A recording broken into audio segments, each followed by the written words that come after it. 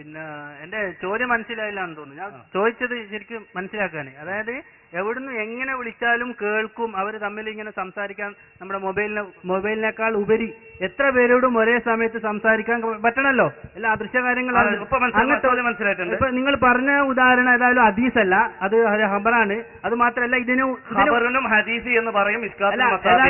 ഇത് ഏതായാലും ഇതിനുള്ള ഉദാഹരണമല്ല, അതിനുള്ള തെളിവല്ല. കാരണം എല്ലാം ഒരേ സമയത്ത് കേൾക്കാനും സംസാരിക്കാനുള്ള കഴിവാണ് ചോദിച്ചത്. അത് മാത്രമല്ല നിങ്ങൾ പറഞ്ഞ സംഭവം, പിന്നെ ഈ ജാബിറും മറ്റൊരു അറിയുന്നത് ഉമർ റളിയല്ലാഹു ഇവര് ഉമർ റളിയല്ലാഹു തിരിച്ചെത്തിയിട്ടാണ്. അപ്പൊ അങ്ങനെയല്ല. ചോദ്യം മനസ്സിലായിട്ടുണ്ട്. ഞാൻ ഉമർ റളിയല്ലാഹു ഉദാഹരണം പറഞ്ഞു. അതിന്റെ മുമ്പ് ഞാനൊരു ഹദീസ്. എന്താണ് ഹദീസ്? കുന്തു സംഅഹുല്ലദി യസ്മഉ ബിഹി, ഞാൻ കേൾവിയാകും. അള്ളാഹു പറയുക, അള്ളാഹുവിന്റെ കേൾവി എന്ന് പറഞ്ഞാൽ ദൂരപരിധി ഇല്ലാത്തതാ. അള്ളാഹുവിന്റെ കാഴ്ച എന്ന് പറഞ്ഞാൽ ദൂരപരിധി ഇല്ലാത്തതാ. അപ്പൊ എന്റെ കാഴ്ച പോലെ എന്റെ കേൾവി പോലെയുള്ള അവസ്ഥയിലേക്ക് അവരെത്തിക്കും. ഇങ്ങനെ ആരെങ്കിലും പറഞ്ഞിട്ടുണ്ടോ? ബഹുമാനപ്പെട്ട ഇമാം റാസി റളിയല്ലാഹു അൻഹു ഈ ഹദീസ് വിശദീകരിച്ചുകൊണ്ട് പറയുന്നു, വഇദാ സാറ നൂറു ജലാലില്ലാഹി സുബ്ഹാനഹു വ തആല സമഅൻ ലഹു സമിഅൽ ഖരീബ വൽ ബഈദ, അടുത്തുള്ളതും ദൂരത്തുള്ളതും കേൾക്കാൻ കഴിയും. റഅൽ ഖരീബ വൽ ബഈദ, അടുത്തുള്ളതും ദൂരത്തുള്ളതും കാണാൻ കഴിയും എന്നാണ് ബുഖാരി ഉദ്ധരിച്ച ഈ ഹദീസിന്റെ താല്പര്യം എന്ന് മഹാന്മാര് ഉണർത്തിയിട്ടുണ്ട്. അത് സഹീഹുൽ ബുഖാരിയില് ഹബീബായ നബി തങ്ങൾ പറഞ്ഞതാണ്. അതിനെ പിന്നെ ഹദീസ് എന്ന് പറയാം. അതെ, ഞാൻ അത് തുടക്കത്തിൽ പറഞ്ഞത് ഇതേപോലെ ഹദീസ് നിങ്ങൾ അംഗീകരിക്കുന്നുണ്ടോ? പറയാം. തുടക്കത്തിൽ ഞാൻ അതാണ് പറഞ്ഞത്. നിങ്ങൾ ഇപ്പോൾ ചെയ്യുന്ന പ്രവൃത്തിക്ക് വേണ്ടിയിട്ട് ഖുർആനും ഹദീസും ധാരാളമായി ഉപയോഗിക്കുന്നുണ്ട്, പറയുന്നുണ്ട്. അപ്പം നിങ്ങളിപ്പോ ചെയ്യുന്ന പോലത്തെ സംഭവം നബിന്റെ ചരിത്രത്തിൽ നബി ജീവിച്ചിരിക്കുന്ന കാലത്ത് ഒന്ന് രണ്ട് സംഭവം പറഞ്ഞുതരാൻ പറഞ്ഞേ. തെളിവ് നിങ്ങൾ പറയുന്നുണ്ട്, ഖുർആനും പറയുന്നുണ്ട്, ഹദീസും പറയുന്നുണ്ട്. ഇത്തരം ഹദീസും ഖുർആനും നബിയിൽ നിന്ന് കേട്ട് മനസ്സിലാക്കിയ സഹാബിമാർക്ക് ഇത്തരം കഴിവുണ്ടെന്ന് മനസ്സിലാകാൻ അവർ ഒരു സംഭവം പറയണ്ടേ.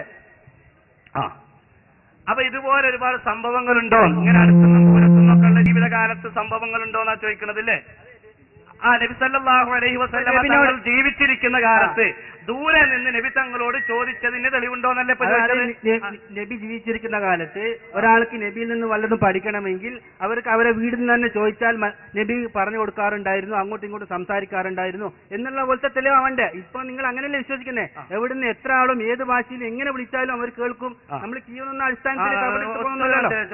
അപ്പൊ ജീവിതകാലത്ത് അതുപോലെ ദൂരെ നിന്ന് ചോദിച്ചതിന് തെളിവുണ്ടോ എന്നാണ് അദ്ദേഹം ചോദിച്ചത്. ഒരുപാട് തെളിവുകളുണ്ട്. ഒരു ഉദാഹരണത്തിന് ബഹുമാനപ്പെട്ട അഷ്റഫുൽ ഖൽഖ് റസൂലുള്ളാഹി സല്ലല്ലാഹു അലൈഹി വസല്ലമ തങ്ങൾ ഒരു ദിവസം തഹജ്ജുദ് നിസ്കരിക്കാൻ വേണ്ടി എണീറ്റ് ബഹുമാനപ്പെട്ട മൈമൂന റളിയല്ലാഹു അൻഹ വെള്ളം ഒഴിച്ചു കൊടുക്കുകയാണ്. ആ സമയത്ത് അല്ലാഹുവിന്റെ റസൂൽ പറഞ്ഞു, ലബ്ബൈക്കും ലബ്ബൈക്കും ലബ്ബൈക്കും നസർതു നസർതു നസർതു. നബിയേ, അല്ലാഹുവിന്റെ റസൂൽ പറയാൻ, ഞാനിതാ ഉത്തരം ചെയ്തു, പ്രത്യുത്തരം ചെയ്തു, പ്രത്യുത്തരം ചെയ്തു.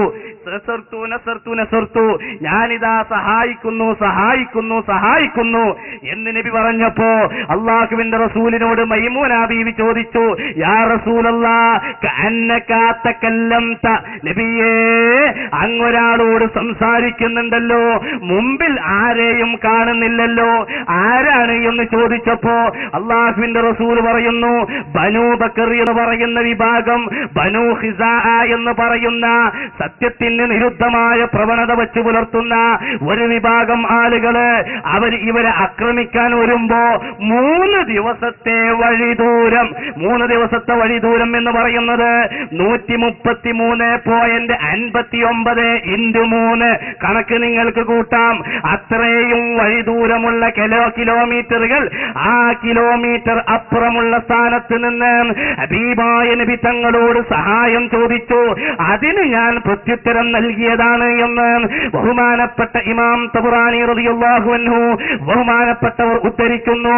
മുഹമ്മദ് ബിൻ അബ്ദുൽ വഹാബ് തന്നെ തന്റെ സീറ ഒരു വേളയിൽ അൽമനാറിൽ പോലും അത് പറഞ്ഞ സീറത്തുൻ നബവിയ്യയുടെ 333-ാമത്തെ പേജില് വളരെ വ്യക്തമായിട്ട് ഉണർത്തിയിട്ടുണ്ട്. അപ്പൊ ദൂരെ നിന്ന് തന്നെ അല്ലാഹുവിന്റെ റസൂലിനോട് സഹായം ചോദിച്ചത് വളരെ വ്യക്തമായിട്ടുണ്ട്. പിന്നെ നബി തങ്ങളുടെ അടുക്കിലേക്ക് എന്തിനാണ് ഇൽമു പഠിക്കാൻ നേരിട്ട് വരുന്നത്? അള്ളാഹുവിന്റെ റസൂലിന്റെ മുഖത്തേക്ക് നോക്കുക എന്നത് അത് വലിയ ഇബാദത്താണ്. വജൂക്കൽ വല്ലാഹു ഹുജ്ജതുനാ യൗമ യഅതിൻ നാസു ബിൽ ഹുജജി സ്വല്ലി റബ്ബൽ ആലമീന അലാ. അള്ളാഹുവിന്റെ റസൂലിന്റെ മുഖത്തു നോക്കൽ ഇബാദത്താണ്. ആ ഇബാദത്തിന്റെ പുണ്യം കൂടെ കിട്ടാൻ വേണ്ടിയാണ് നബി തങ്ങളുടെ മുമ്പിലേക്ക് വന്നുകൊണ്ട് ഇതുപോലെ സഹായം ചോദിക്കുന്നത്. നിങ്ങൾക്കറിയില്ലേ, ഹുബൈബ് റളിയല്ലാഹു അൻഹു അള്ളാഹുവിന്റെ റസൂലിന് ആദർശം പ്രചരിപ്പിച്ചതിന്റെ പേരിൽ ഒരുപാട് ക്രൂരമായ മർദ്ദന മുറകൾക്ക് വിധേയമാകുന്ന സമയത്ത് തൂക്കിലേക്കപ്പെടുമ്പോൾ അസ്സലാമു അലൈക്കും യാ റസൂലല്ലാഹ് എന്നൊരുപാട് കിലോമീറ്ററുകൾ അപ്പുറത്ത് നിന്ന് സലാം പറയുമ്പോ സഹാബത്തിന്റെ മുമ്പിലിരിക്കുന്ന അല്ലാഹുവിന്റെ റസൂല് കണ്ണീരൊഴുക്കിക്കൊണ്ട് വഅലൈക്കുമുസ്സലാം സലാം മടക്കി ഇങ്ങനെ ദൂരെ നിന്ന് നബി തങ്ങൾക്ക് സലാം പറഞ്ഞിട്ടുണ്ട്. അതുപോലെ സഹായം ചോദിച്ചിട്ടുണ്ട്. അതുപോലെ ഒരുപാട് സംഭവങ്ങളുണ്ട്. അതുകൊണ്ടാണ് അത്തഹിയ്യാത്തിൽ നബി തങ്ങൾക്ക് നാം സലാം പറയുന്നതും.